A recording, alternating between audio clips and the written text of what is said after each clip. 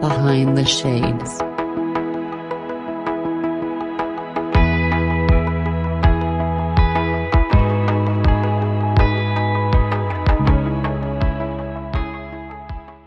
Well, first and foremost, I have to share with you that it is sincerely my honor to be here with you and your audience today. And I have to give you a shout out for all that you do to support others in restoring their life's journey to overcome challenges and obstacles. I applaud you. I absolutely applaud all of your efforts and the authenticity that you bring to your podcast and the knowledge and the life experience that you share with your listeners as well. So thank you for being you, and I appreciate everything that you're holding space for. Thank you. I appreciate that so much. That's so kind of you to say. Well, I'm in the healing arts, and so when others support, individuals in the healing as well. So I have to acknowledge that. So, yeah. So let's see, where do I start when it comes to describing what I am and what I do and how I got to where I am today? Essentially, I am a trained chiropractor. I've been practicing for over 28 years, and I've grown to appreciate and have a fond respect for the human body, and it never ceases to amaze me. And so I've expanded my knowledge beyond the physical body to include the energetic body, the emotional body, the mental body, the spiritual body. So in my work, I take a very integrative and holistic approach to human health and wellness. Perfect. And I know for me, I think those areas are very important because when I work like a corporate job, there's a lot of times where maybe I don't have the opportunity. Well, I do have the opportunity, but sometimes I neglect that aspect of myself. And you're helping people get through that, especially it seems like life just got busier over the last couple of years. So what kind of, what's the process that you would take someone, let's say, for example, like me who's coming to you for the first time, what's the process to help me along that path and heal myself? Sure. Well, that's a beautiful question, and I'm glad that you're asking. And my hesitance in answering your question is twofold. Many people come to see me for a variety of different issues. One of my areas of specialty is assisting women over 40 to overcome burnout so that they can achieve health, happiness, and essentially realign with their purpose. So that's one category that I address. Now, there are other people other clients that I see in just a generalized overview of energy medicine, and perhaps their needs and desires are a little bit different, as well as the person that walks in physically into my office to receive chiropractic care. So your question is beautiful, but I just don't know in what facet you would like me to take the answer. Well, absolutely. Let's say, since you mentioned women, let's speak to women who are experiencing burnout. What are some of the commonalities and how they would tackle that? Well, for first and foremost, I have to say that the society and post-COVID, we're coming along in that there's a new era, an era of a resignation in which people kind of have decided to wake up a little bit and to approach their life in a different way.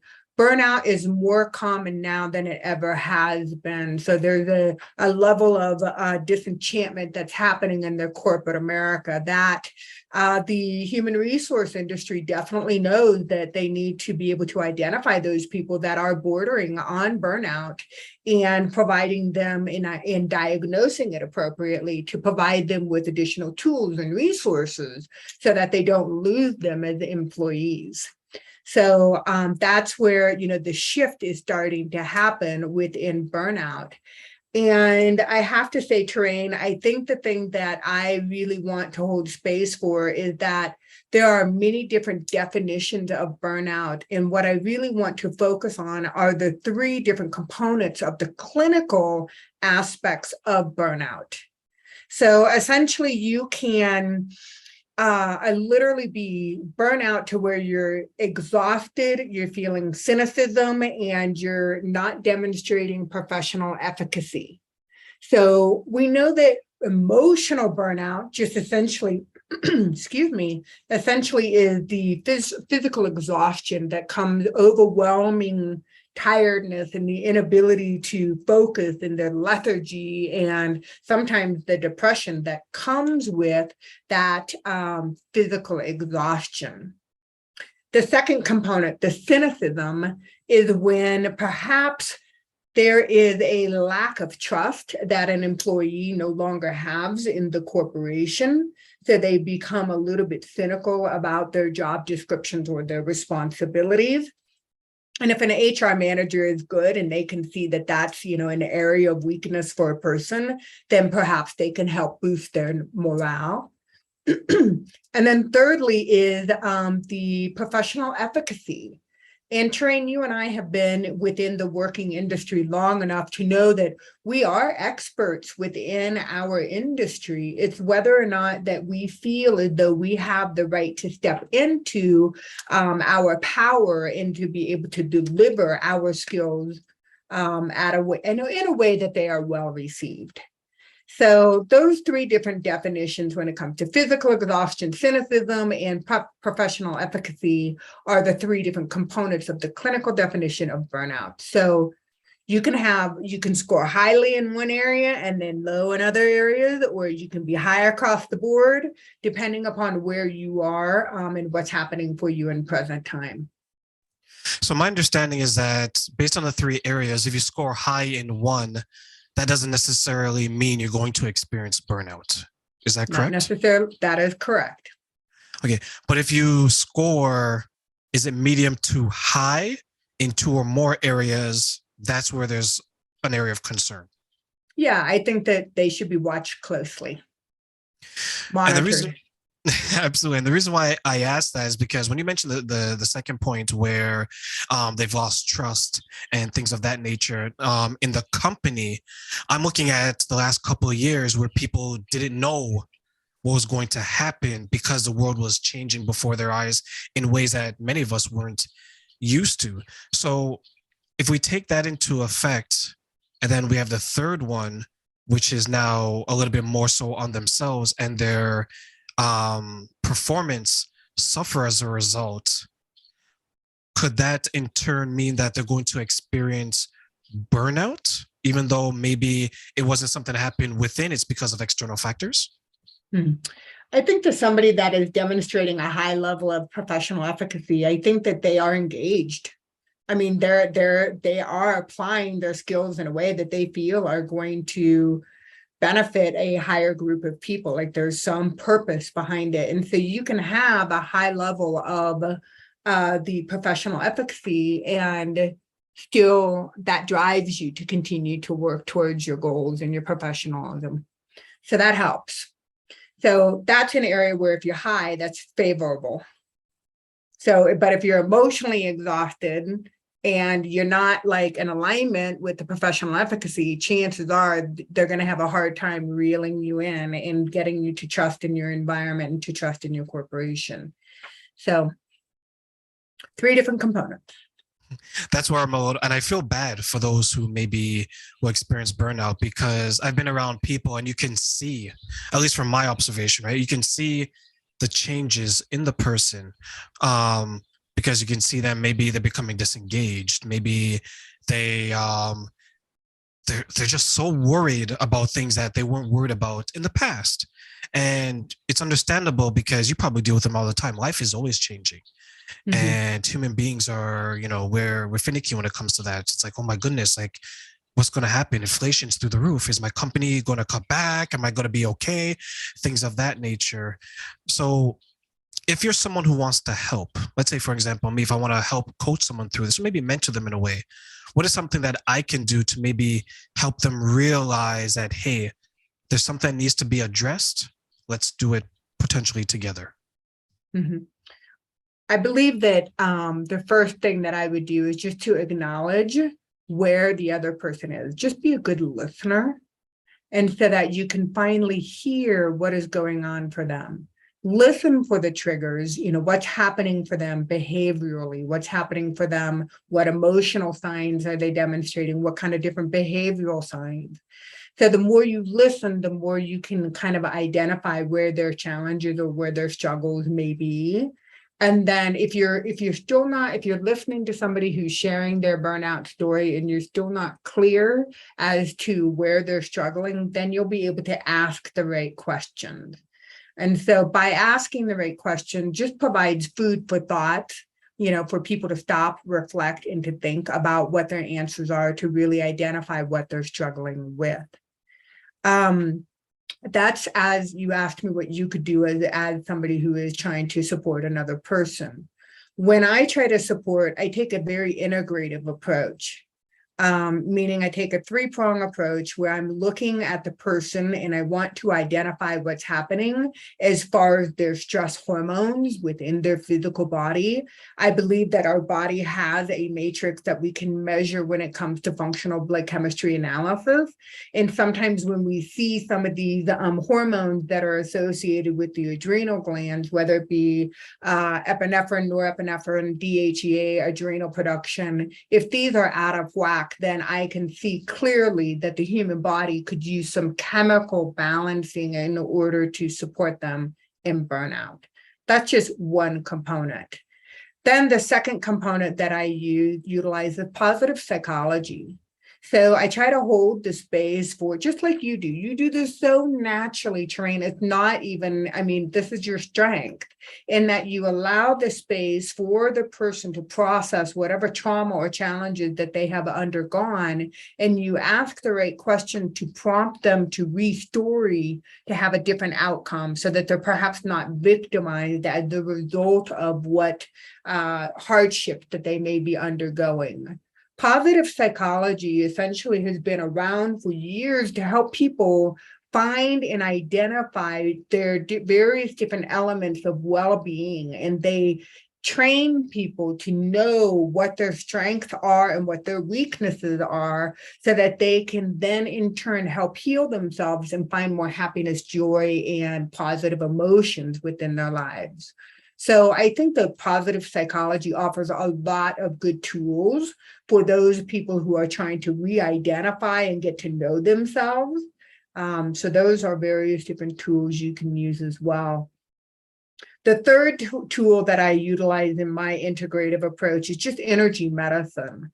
So I'm looking to hold space for another person to ground down and to really understand, do some internal self-reflection, do some meditation, do some body awareness exercises so that they can start to identify physically where they're holding their stress in order to be able to release it out into the world so that the energy is not contained.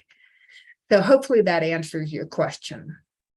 It does. And the third part you mentioned about figuring out where the stress is on the body, I found that very interesting, because the first one about the chemical imbalance and you're trying to balance out from the inside outward, I think that is something that is probably more commonly known when it comes to those who are dealing with it. And then when you mentioned the positive psychology, and you try to understand what the person is going through, and you're trying to get them away from the negative and into more of the positive, so they understand, hey, let's try to work through this together. But the third one is actually new to me, and I'll tell you why. Is because I think many of us, maybe myself included to a degree, I didn't realize that your stress in your everyday life can show up in different parts of your body, because that's my understanding of what you're saying. Is that an accurate interpretation of it? Yes, absolutely. Stress can affect your central nervous system. And the central nervous system is essentially your body's and your brain's ability to govern over the body, tell the body how to function. What's your heart rate doing?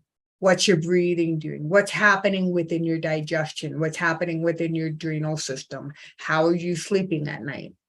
So many of us in a state of chronic stress, there is a certain amount of dysregulation that happens within the nervous system. So if you're walking around dysregulated, then unfortunately your body is not receiving the information from the brain, and long term, it can cause damage to the body.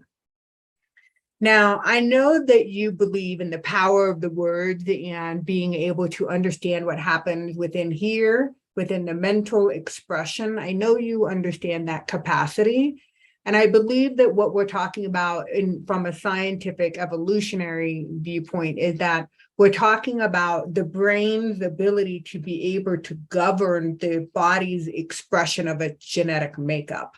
So we can literally through energy medicine, we can help reprogram the brain itself, the neurological synapses that happen, the messages that get converted into the body to see what kind of expression happens within their genetic makeup. So let's say that you have a belief system. Okay, my dad lived until he was 78, and my mom lived until she was 70. So I figure, I'm going to live until I'm probably about 74. So if you're walking around with that belief system that your genetic makeup is what expresses itself into the world, that's a limiting belief system. So there are things that you, Terrain, are doing environmentally that are a lot different than what your dad did or what your mom did or what your cousins or your family did. So maybe you may have a genetic predisposition for a certain tendency. You physically, through your choices, through your words, through your mindset, you can change how you choose to express yourself and how long you choose to live, and essentially your vitality as to how you show up in this world. That reminds me of a time where there's a dream I had, and I'll share this with you, Mary, because you're such a kind soul right now.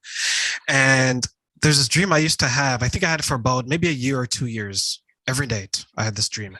I was going to die at 30.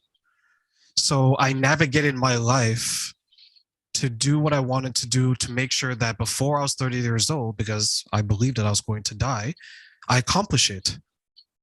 I'm over 30 years old now. So for those you're reading my mind. I was going to ask. Absolutely. Yeah, absolutely. So, and I share this because when you said that, it took me back to that time where I was like, I am going to die in X amount of years because of this dream, which is now going from the dream state to the reality state. To reality.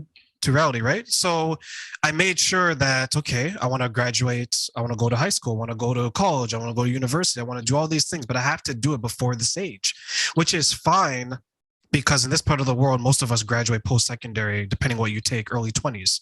So that was fine. But then you want to get a job and things of that nature. When my 30th birthday came and went, I realized, wow, I have at least 50 to 60 more years on the national average, of course. So now it's like I had a second lease on a life, even though in reality I didn't.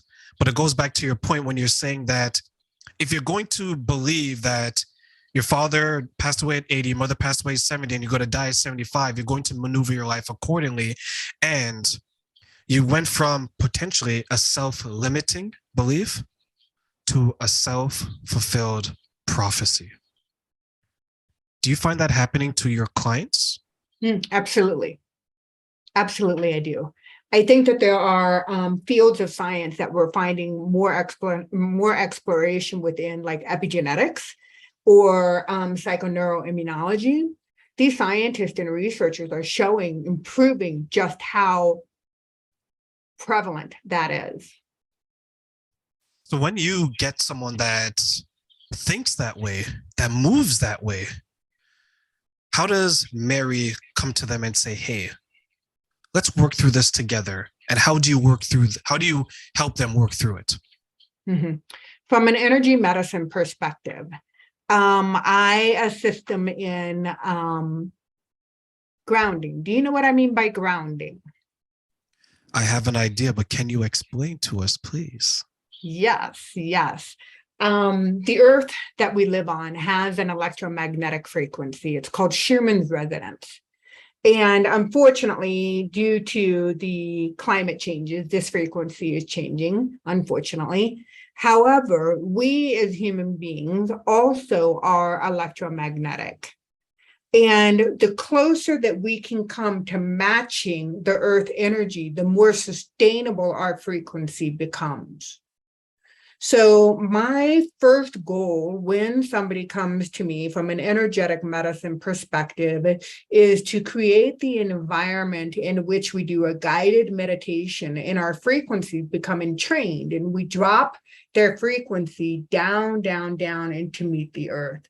And Terrain, my whole reason for doing this is to get them to get that looping thought, to ground them into what is present time reality, what's happening right now. Once we can slow down the physical body and the brain, then we can start to inquire and to diagnose where there might be weaknesses within their energy system that is being compromised by belief systems. And it can be, Terrain, we can be looking at belief systems that they picked up from this lifetime, like what's happened to them, what has happened to their family, what's happened within the genetics, what's happened culturally in their genes, what's happened in, if you believe in previous lifetimes, what's happening for them karmically.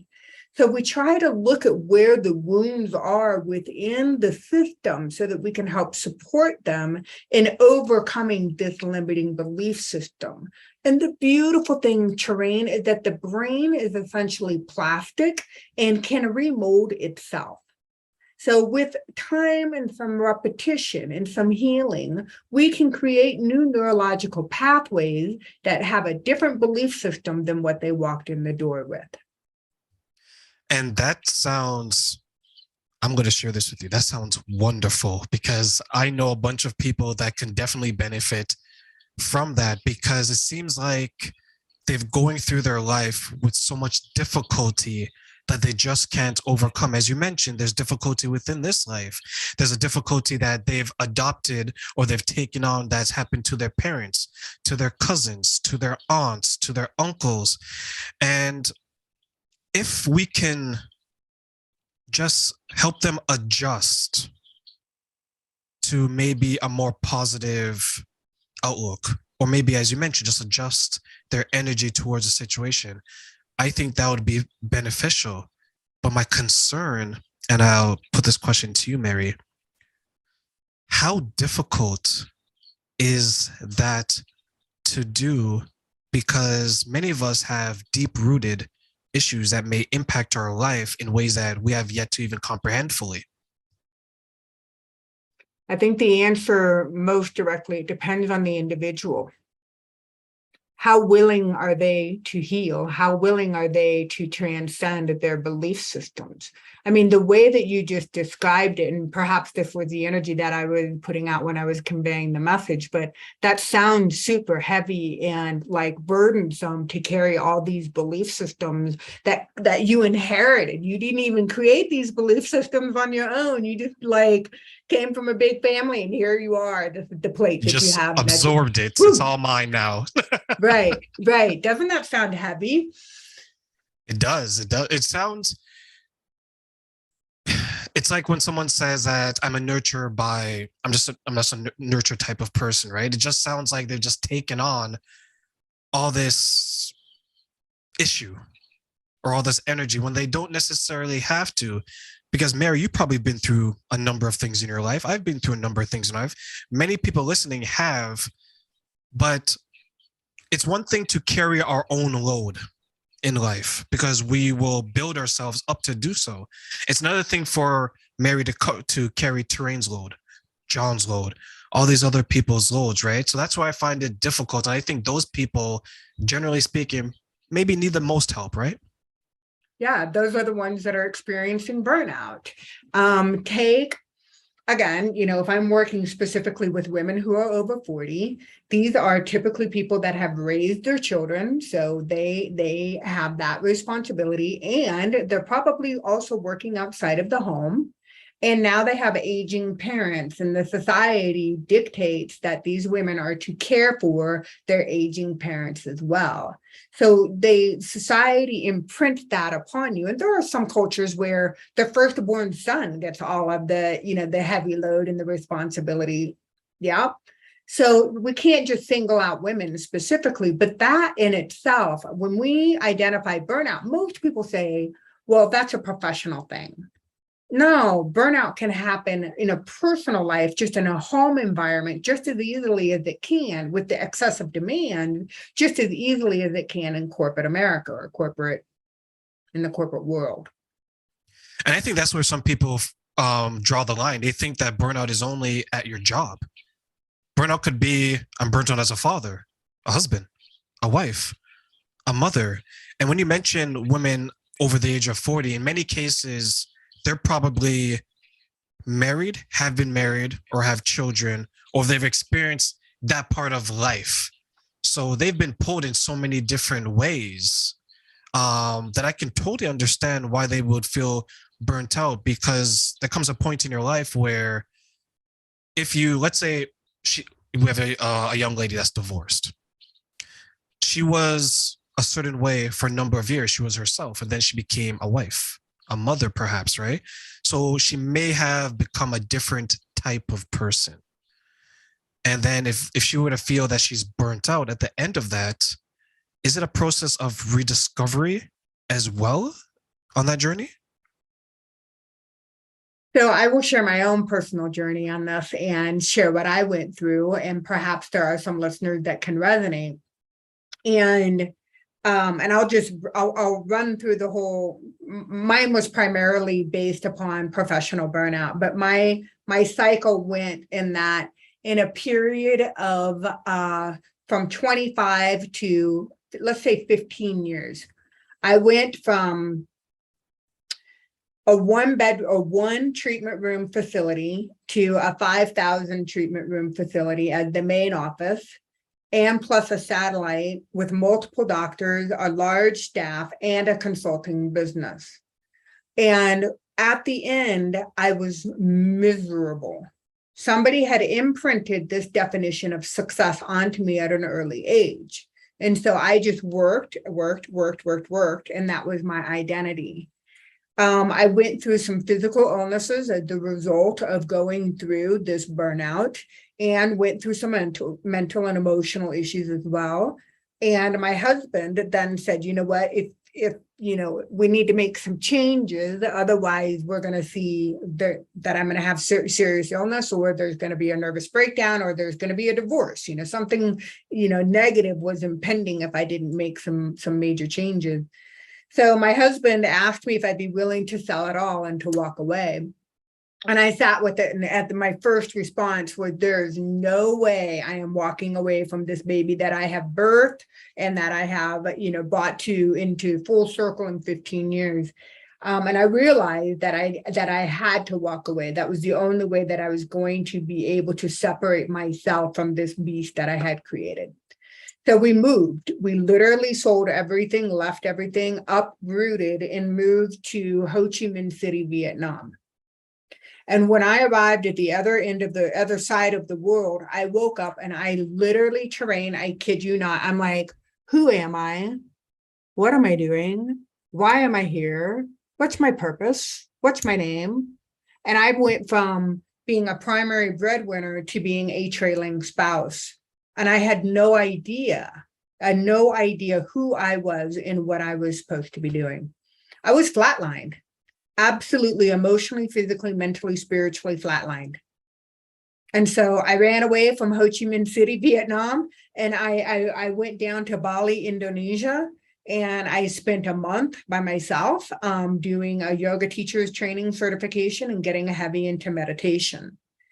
And that's what changed that identity crises for me. And I share this with you, Terrain, not from a victimized story, not from that standpoint, but from a hero's journey, kind of a viewpoint, that we can go through the depths of our lows and come out of it to be able to share that story for other people's benefit.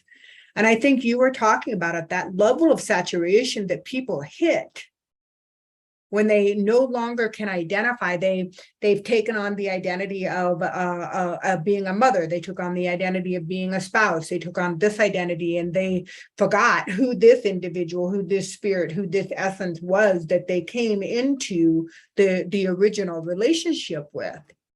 And it happens, and it's an insidious onset, meaning that it just doesn't, you just don't wake up and you forget who you are. It happens over time. It happens over life experiences. It happens over years. Mary, I'm glad that you put it that way, because that's one of my biggest fears for people, right? But I say women specifically because I feel that they take on so many different roles. And as you mentioned, they become oversaturated. And then are they ever able to go back and say, like you did, right? Why am I here? Who am I? Because maybe not everyone can take some time away and say, hey, let me rediscover myself, or let me figure this thing out. Because there's some men, there's some women that are so busy, as you mentioned, doing what the expectations are on them, even though they have no idea where the expectations came from, and they kind of lose themselves in this thing that we call life. Mm-hmm. I believe that the universe works in very mysterious ways. So you can be so busy that you can't do a timeout. But let's say there's a family illness, or heaven forbid, should there be a personal illness, or should there be an emotional or mental illness that sets you back? I believe that, that you'll create, if you're so busy that you don't take time for yourself, that you will indirectly create some catastrophic event that does slow you down smack dab in your tracks. Are you, actually, let me rephrase this. Did you think that you'd become the woman that you are today while you're going through it yourself personally? I had no idea what was happening as far as my healing journey. I knew I was in the middle of it. I had no idea what the outcome was going to be. Like I had no idea, Terrain, that with my 28 years, I was a chiropractor. I knew what to do with the adjustment. People came in, people went, that's just what I did. I had no idea that I was going to embark upon, get deep into meditation and neuropsychology and want to understand positive psychology better. I didn't know I was going to further my education and go and get a degree in that.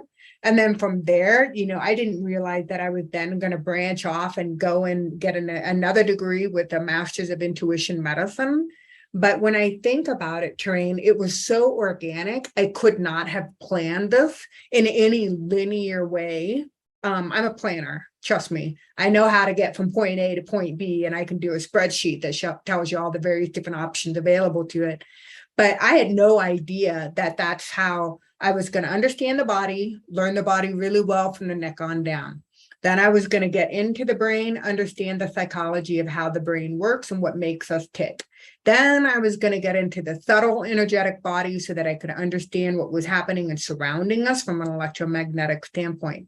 I had no idea that this integrative, holistic, 360 multidimensional thing was happening when it was happening. But here I am on the flip side.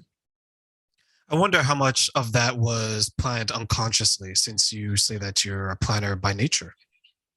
That's a very good question. I may have come in with that contract and I just fulfilled it, right?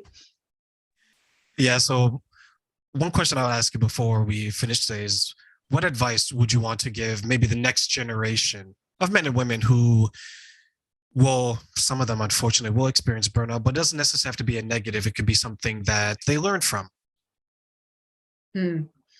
I don't think I've ever been asked that question, but I'm going to answer it as if I were talking to my niece and my nephew, who are the next generation. And I would tell them to go do and to create the life that they want by doing what it is that they love. And if they are passionate about what they love, if they love what they're doing and they can make money at it, then awesome. That's considered to be a job, right? But the lifestyle in being passionate and being driven and fulfilling your soulful purpose, I think that's all that we can wish for when it comes to the next generation, because then that's when people end up living life within their strength. And please, the world would be a better place if everybody just stayed within their strengths.